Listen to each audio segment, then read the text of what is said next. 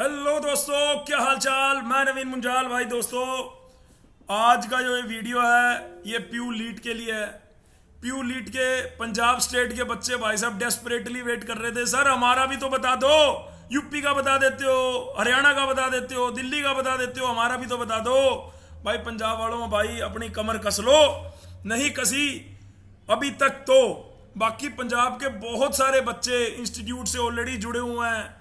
अगर मैं नाम लेना चाहूंगा तो भाई साहब बहुत लंबी लाइन है। जो पंजाब के बच्चे स्टार्ट से ही बैच 1 यानी पढ़ाकू बैच से ही वो हमारे साथ जुड़े हुए हैं प्यू लीट के लिए। चाहे वो उदिता क्यों ना हो, चाहे वो दीक्षा अरोड़ा क्यों ना हो, चाहे वो मयंक क्यों ना हो, चाहे वो दीपक क्यों ना हो। मैं नाम बेटे अभी बहुत सारे स्किप कर रहा हूं, ठीक है, लेकिन सुहानी क्यों ना हो, प्रभ नूर कौर क्यों ना हो, प्रभ नूर कौर या नूर कौर, ठीक है बेटे।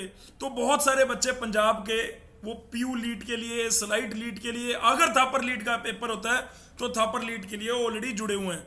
तो बात जो चर्चा है आज के वीडियो में वो ये है बेटे कि प्यू लीट का ऑफिशियल नोटिस, ये अगर हम ऑफिशियल वेबसाइट निकालेंगे तो ऑफिशियल एक मैंने इमेज जो है आपको मैं यहाँ इसको जूम करके दिखाता हूँ। थोड़ा सा ओहो यार, मैंने तो थोड़ा चेंज कर दिया इसको, यहाँ से होना था जूम, सॉरी क्षमा चाहता हूँ। ये रहा, ठीक है। अब इसको ध्यान से देखो, ये पंजाब यूनिवर्सिटी का है।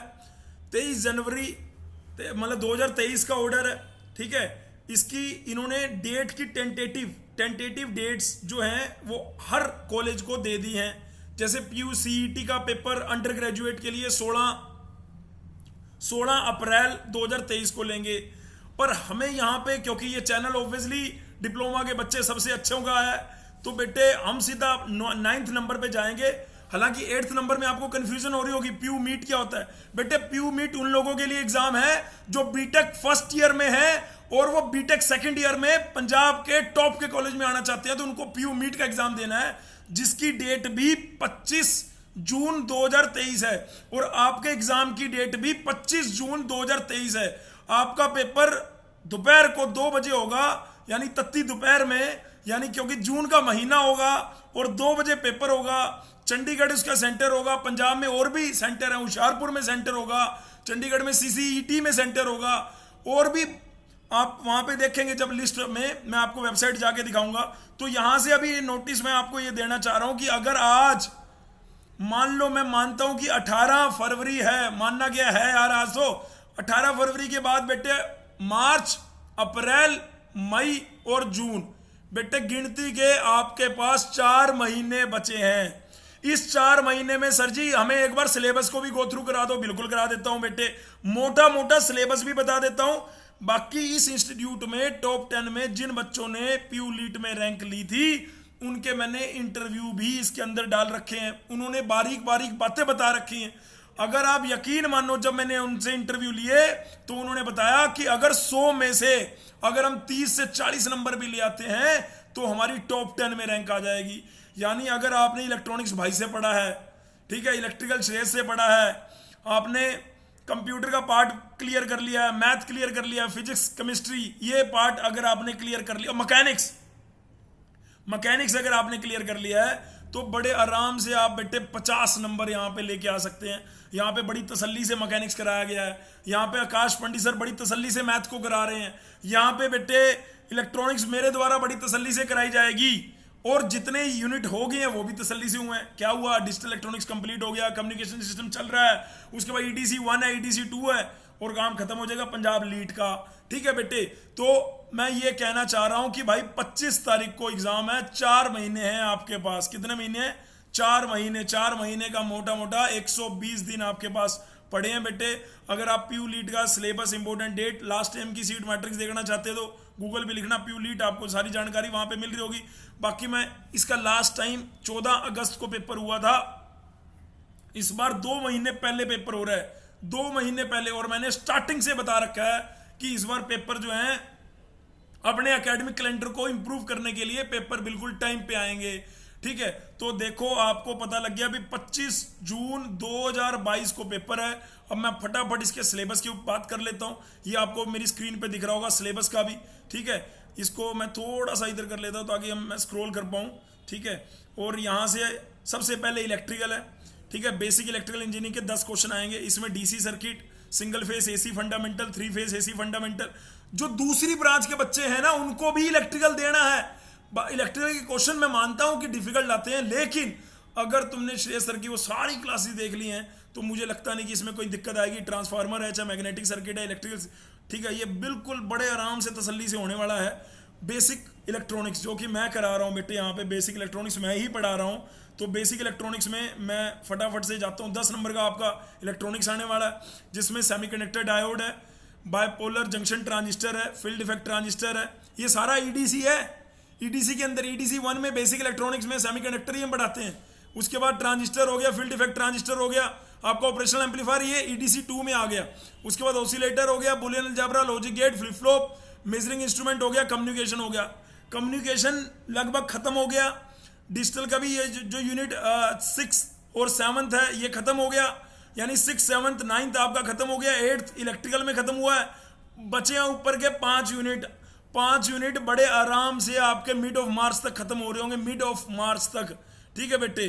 तो उसके बाद कंप्यूटर फंडामेंटल में जो आपको एसपी शर्मा सर ने मैंने क्लासेस दी हैं, जो आपको प्रोग्रामिंग इन सी की, एरे फंक्शन की, स्ट्रक्चर की, input output, object oriented programming, ये वहां से हो जाएगा। मैकेनिकल इंजीनियरिंग के लिए जो आशुतोष सर की क्लासेस हैं, चाहे वो थर्मोडायनेमिक्स है, चाहे वो सोम, कोम, टॉम, फ्लूइड मैकेनिक्स, ठीक है, आपका वो सारा वहां से हो जाएगा। सिविल इंजीनियरिंग बेटे हम यहाँ पे नहीं कवर करते हैं। सिविल के 10 क्वेश्चन मैं मानता हूँ कि हम यहाँ पे कवर नहीं करते हैं। सिविल के 10 क्वेश्चन हम यहाँ पे कवर नहीं करेंगे बेटे, ठीक है। मैं बार बार बोल रहा हूँ। बात आती है केमिकल की। केमिकल के अंदर जो यहाँ पे जो केमिस्ट्री का पार्ट है वो यहाँ पे कवर हो रहा होगा, यानी वाटर हो गया, गैसी स्टेट हो गया, आपका acid base, pH value, atomic structure, वो वाली चीजें हो रही होंगी। लेकिन केमिकल इंजीनियरिंग का नहीं है। फिजिक्स के अंदर 10 क्वेश्चन में मैकेनिक्स, पूरा मैकेनिक्स यहाँ पे फिजिक्स के 10 क्वेश्चन में मेन है मैकेनिक्स। मैकेनिक्स पूरा यहाँ पे तसल्ली से है।